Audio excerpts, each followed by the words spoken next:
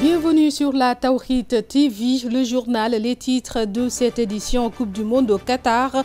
Les Lions qui s'imposent par 3-1 contre le Qatar. Une victoire qui donne espoir quant à la qualification des Lions au 8e de finale. Vous suivrez l'avis du journaliste sportif à la RFM, Cheikh Tidiane Diagne, dans ce journal.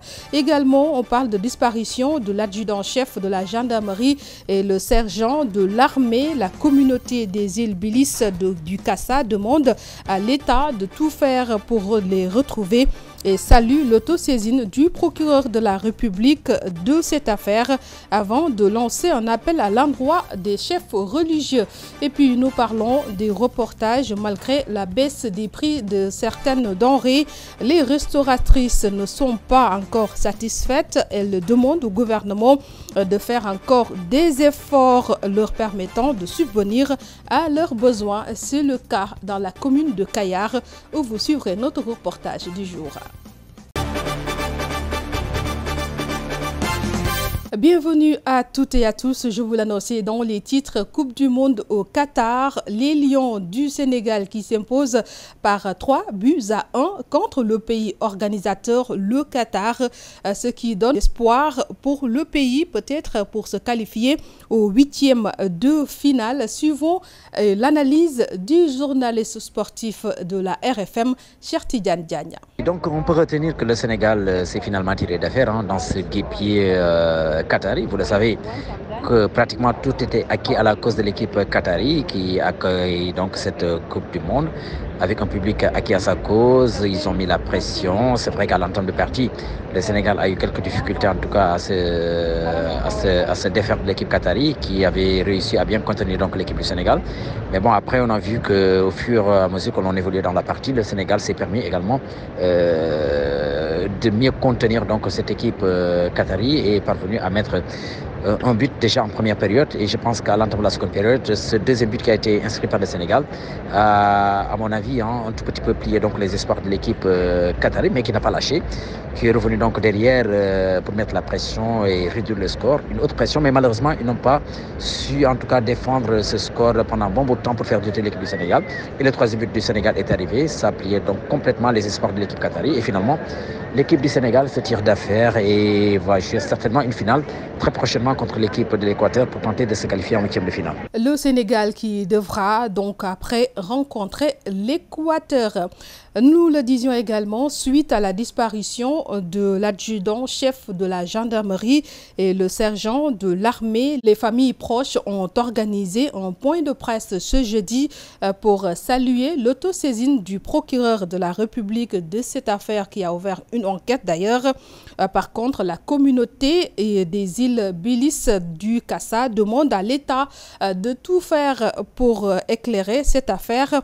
Elle a également lancé un appel à l'endroit des chefs religieux du pays. Écoutons. Le rassemblement des îles Bilis Kassa à Dakar, de la diaspora et des îles ne peut que saluer l'autosaisine du procureur qui a déclenché l'enquête avec la mobilisation de tous les services compétents de l'État.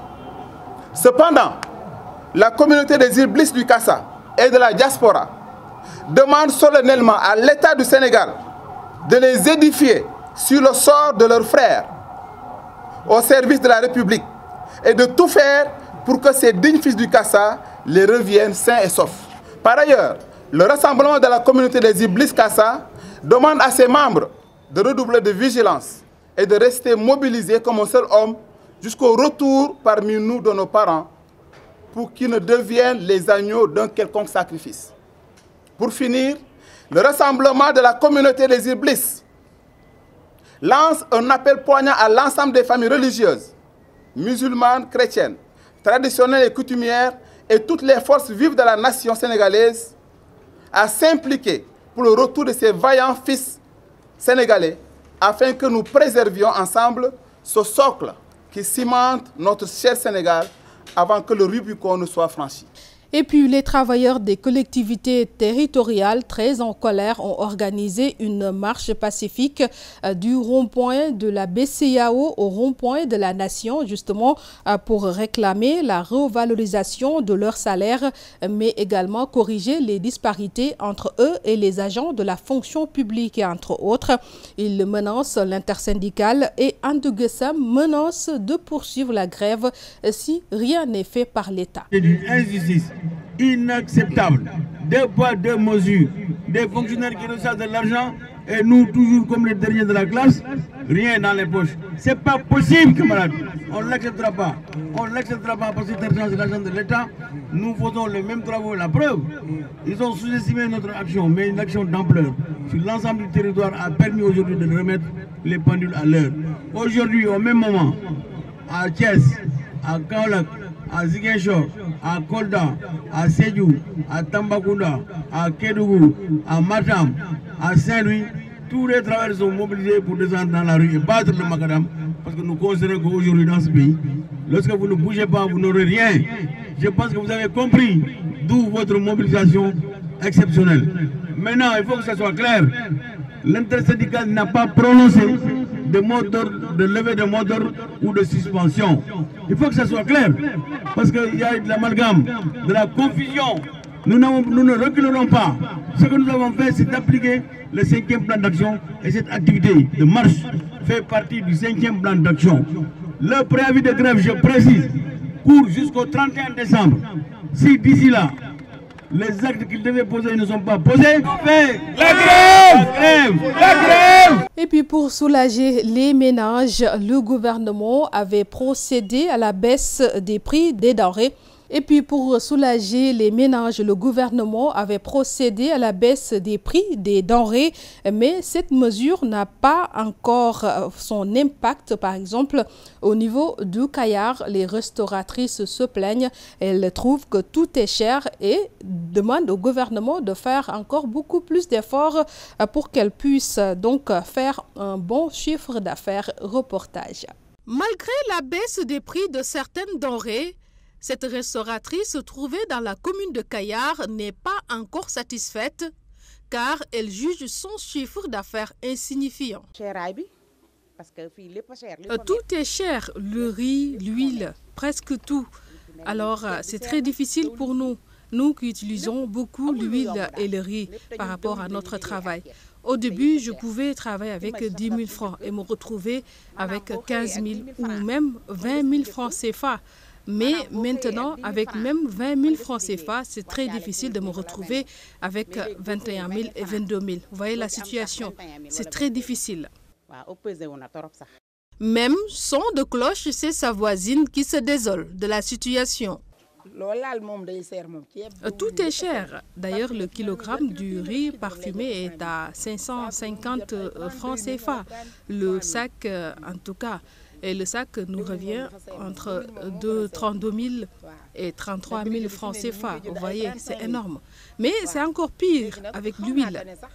Là aussi, c'est entre 35 000 avec la baisse qu'on l'achète à 34 000. Mais vous voyez, il n'y a pas une évolution. Pour mieux subvenir aux besoins de leurs familles respectives, elles demandent plus d'efforts de la part des autorités afin d'alléger leur souffrance. La vie, c'est très dur. C'est partout au Sénégal, c'est très dur. Très, très dur. Tu as des enfants, tu as la maison, tu dois tout faire pour satisfaire tes enfants. On doit vraiment aider, soutenir les femmes. Elles sont très fatiguées car les femmes travaillent très très dur pour subvenir aux besoins de la famille. On doit nous donner des financements pour qu'on puisse travailler comme ça pour alléger nos souffrances car c'est très difficile. Et le bien-être de la femme est primordial car si on aide une femme, c'est presque la société qu'on est en train d'aider. Elle pratique le métier de restauration depuis belle lurette, mais avec la conjoncture actuelle, nos interlocutrices souhaiteraient une baisse plus conséquente des prix des denrées pour qu'elles soient apaisées. C'est la fin de cette édition sur la Tawhid TV. Merci de nous avoir suivis. Au revoir.